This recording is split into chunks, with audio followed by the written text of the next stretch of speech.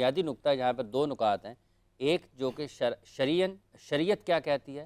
دوسرا یہ ہے کہ یہ سازش ہے۔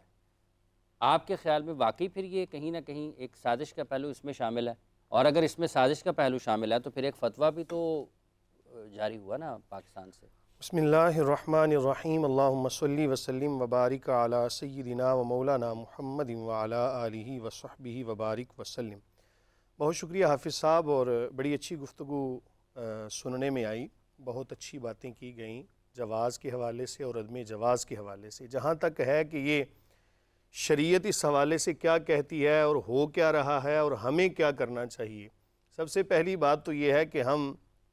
الحمدللہ ثم الحمدللہ مسلمان ہیں، اور ہمیں سب سے پہلے شریعت کو فالو کرنا چاہیے۔ جو بھی قانون، جو بھی ضابطہ،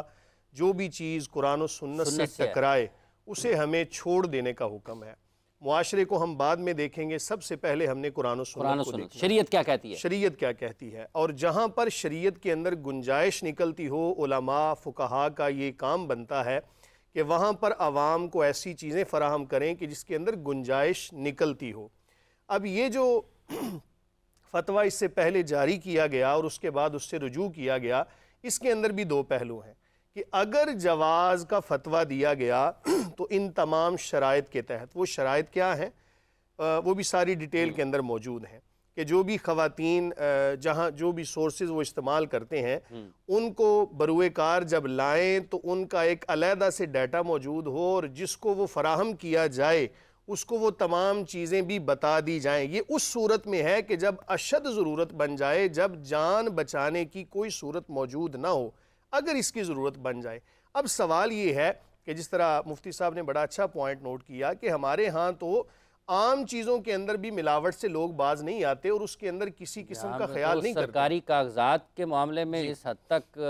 ٹیمپرنگ ہو جاتی ہے کہ آپ کے لیے پھر چونکہ اب یہ مسئلہ اتنا نازک تھا کہ جہاں پر ان تمام احتیاطی تدابیر کو بروئے کار نہیں لایا جا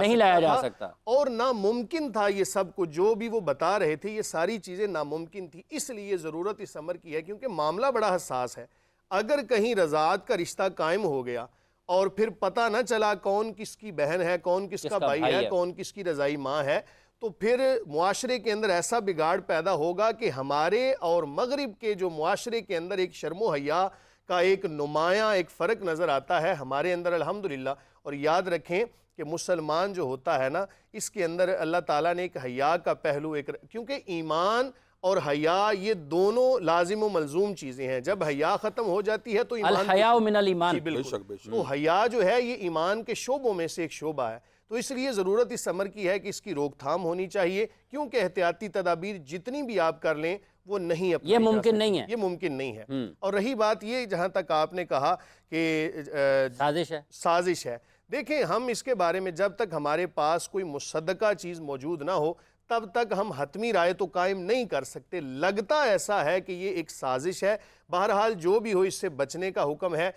رسول اللہ صلی اللہ علیہ وآلہ وسلم نے جہاں پر حرمت کی باتوں کو بیان کیا تو آپ نے فرمایا کہ جو حرمت کی جگہ ہے نا، جو باڑ ہے، اس کے قریب بھی مت جانا۔ اگر تم قریب اپنے آپ کو لے کر جاؤ گے نا تو عین ممکن ہے کہ تم اس حد کو بھی پار کر جاؤ، لہٰذا ان تمام چیزوں کی احتیاط کا تقاضا یہی تھا کہ یہ نہیں ہونا چاہیے تھا۔ پروفیسر صاحب آپ کیسے دیکھتی ہیں، چونکہ جب ہم اس مسئلے کو دیکھتے ہیں، آپ نے مفتی صاحب کی بھی گفتگو سنی ہے، علامہ صاحب کی بھی گفتگو سنی ہے، اور آخر میں جو احادیث مبارکہ کا ذکر کیا ہے کہ جہاں پر حدود ہے آپ اس باڑ کے قریب بھی نہ جاؤ، اگر آپ جائیں گے تو اس کا مطلب یہ ہے کہ آپ اس کو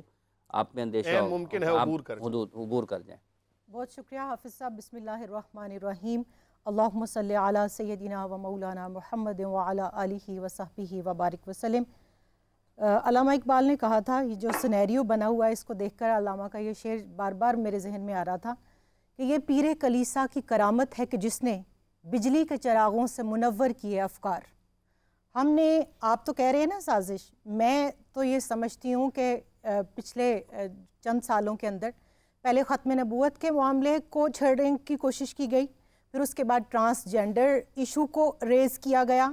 اسلام کی ان بنیادوں کو ہلانے اور ان کے ساتھ کھلواڑ کرنے کی کوششیں اب اتنی دیدہ دلیری کے ساتھ، اتنی بے باکی کے ساتھ ہو رہی ہیں کہ سمجھ نہیں آتی ہم کس طرف جا رہے ہیں۔ ہمارا ملک اسلامی جمہوریہ، ہمارا قانون قرآن پاک، ہمارا منشور سنت رسول صلی اللہ علیہ وآلہ وسلم۔ سورۃ النساء کی آیت نمبر 23 کے اندر اللہ رب الکریم نے جب رضاعت کو، حرمت کے رشتوں کو ایک ایک حرمت علیکم امہاتکم وبناتکم وخواتکم اللاتی ارضعنکم وخواتکم من الرضاع، کہ جن عورتوں نے تمہیں دودھ پلایا وہ تمہاری مائیں ہیں، وہ تم پر حرام ہیں، اور وہ بہنیں کہ جو ان کی بیٹیاں ہیں وہ تم پر حرام ہے۔ اب اس کے بعد دیکھیے رسول کریم صلی اللہ علیہ وآلہ وسلم کی ذات مبارکہ ہمارے سامنے، سیدہ ثویبہ رضی اللہ تعالیٰ نے دودھ پلایا، سیدہ حلیمہ سعدیہ رضی اللہ تعالیٰ نے دودھ پلایا، ان کی بہن شیمہ انیسہ آپ کی رضائی بہنیں، اور وہ آپ کے پاس تشریف لاتی ہیں تو آپ سگی بہنوں کی طرح ان کا اکرام کرتے ہیں۔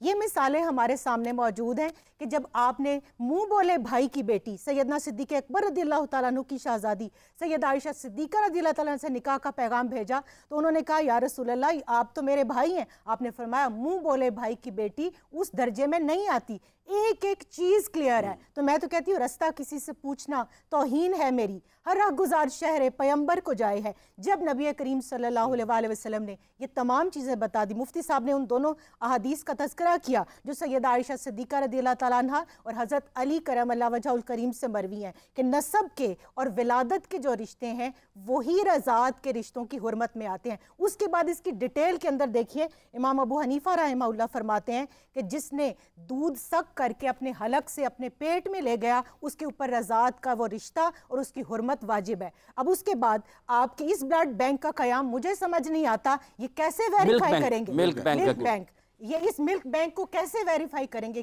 اور رشتوں میں وہ جو آپ کا رضائی والد ہے وہ بھی کہیں اگر اور شادی کرتا ہے اور اس بیوی سے بھی جو بچے پیدا ہوتے ہیں وہ بھی ان کے رضائی بہن بھائی ہیں، آپ بتائیں کہاں تک یہ چین سسٹم جاتا ہے؟ مطلب وہ پھر حدیث مبارکہ آتی ہے نا کہ آپ نے جانا ہی نہیں اس تک، جانا